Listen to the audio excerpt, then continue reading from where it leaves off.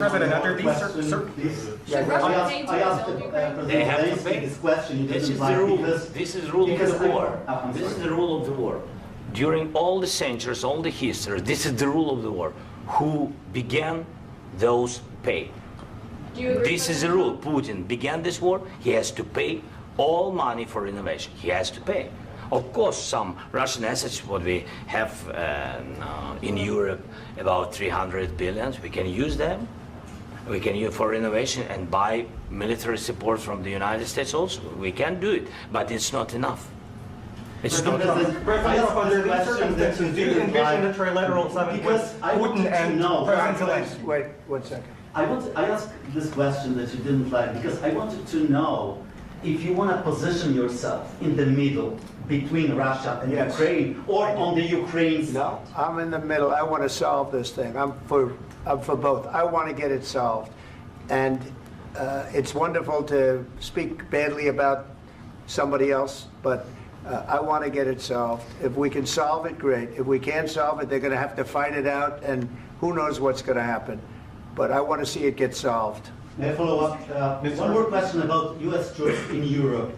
After Russian invasion of Ukraine, your predecessor sent additional troops to Eastern Europe, including Poland, my country. Yeah. Are you committed to keeping these troops on the eastern flank of NATO in the future? I'm very committed to Poland. I think Poland has really stepped up and done a great job for NATO. They, as you know, they paid more than they had to. They are one of the finest groups of people I've ever known. I'm very committed to Poland. What about Baltics? Poland's in a tough neighborhood, you know. What about the Baltics? The Baltics, they got a lot of, it's a tough neighborhood too, but we're committed. We're going to be very committed, and we're committed to NATO. But NATO has to step up, and the Europeans have to step up more than they have. And I want to see them equalize, because they are in for far less than we're in, and they should be at least equal. You understand that? Why is the United States, we have an ocean in between, why is the United States in for so much more money and other things as Europe? With that being said, and as you said, they've also been obviously very helpful, but we have put in far more than they have, and I think they should equalize. Mr. President, Please, go Can I ahead. ask you about the agreement again today? What changed between the first time that Secretary Bessent gave President Zelenskyy the agreement and today for the signing? What We made a deal. So was the I'm just- deciding factor? I'm a business person. We made a deal. That's what changed. Mr. President, I didn't think we were going to make a deal, and we ended up making the deal, so that changed. Mr. President, what and how do you envision a trilateral summit with President Zelenskyy and Putin? I don't know, under but these well, they circumstances? don't like each other. I can tell you that. Okay? They do not like each other. This is not a love match, and it's unfortunate. That's why you're in this situation. The United States should not have allowed this to happen. Okay? The United States, run by a man that didn't know much, I'm going to be very nice, run by an incompetent person, very incompetent person, should never have allowed this to happen. I've stopped wars. I've stopped many wars. My people will tell you, I stopped wars that nobody ever heard about. I stopped wars before they ever started. You can look at some of, I could give you a lot of nations that would tell you right now they were probably going to war. I could tell you right now there's a nation thinking about going to war on something that nobody in this room has ever even heard about. Two smaller nations, but big, still big. And I think I've stopped it. But this should have never happened. Mr. President, Sorry, just a second. About any negotiations. First of all, I want really to tell you, and I think that everybody understands that Ukraine, more than Ukrainians, nobody wants to stop this war. But at the future, any negotiations, it's understandable that two sides of the war, not Russia and the United States, because this is not the war between Russia and the United States. This is war of Russia against Ukraine and Ukrainian people. So these two sides will be at the will be at the negotiation table. Then of course United States, like the strongest partner of the Ukraine, and of course Europe, I think Europe is very important. I want to speak about it with the president.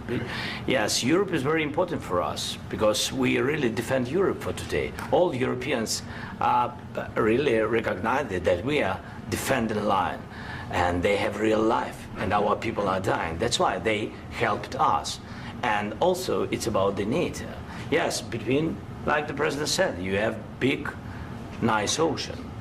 Yes, between us. But if we will not stay, Russia will go further to Baltics and to Poland, by the way. But first to the Baltics. It's understandable for them because they've been in the USSR. You know, they've been one of the republics of the USSR, and Putin wants to bring them back to his empire. It's a fact. And when he will go there, if we will not stay, you will fight. Your American soldiers, it doesn't matter, do you have ocean or not, your soldiers will fight. Mr. President, would you be willing to visit Ukraine, maybe Kiev or Odessa, which is known to be at the Riviera or Black Sea? It was my question. I'm sorry. I don't want to talk about Odessa now.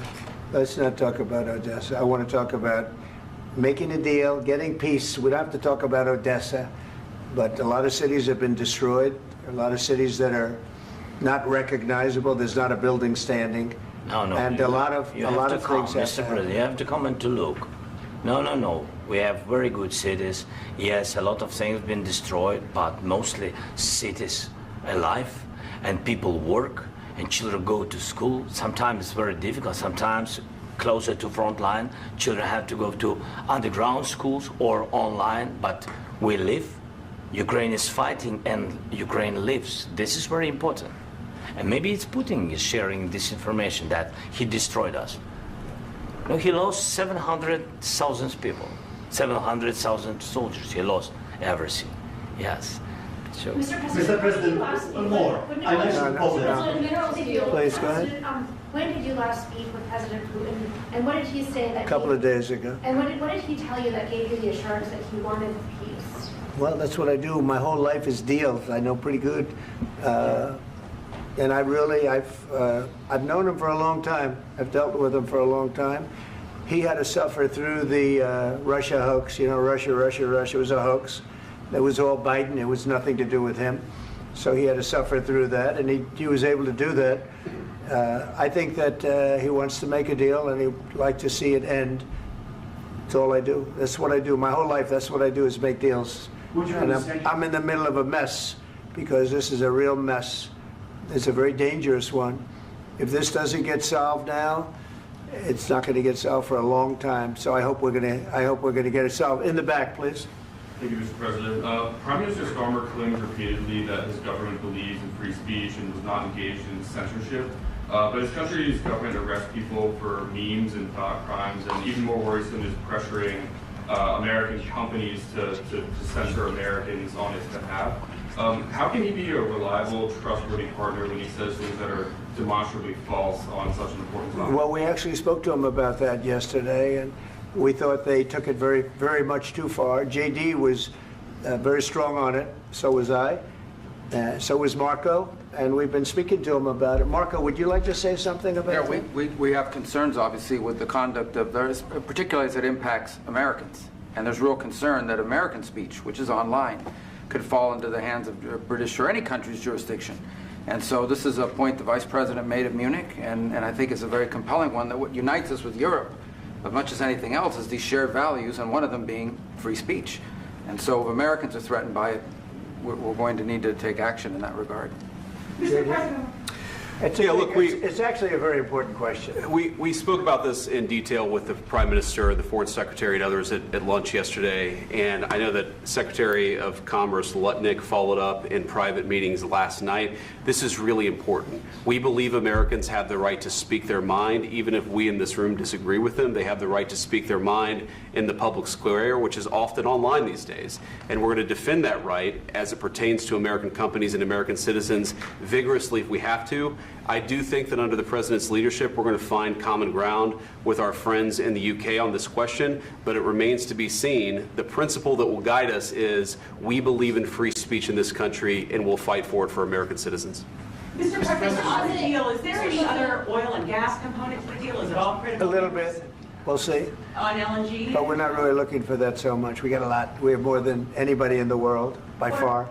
So no, we're not talking about it too much, but a little bit. I think it affects also, but for the most part, no.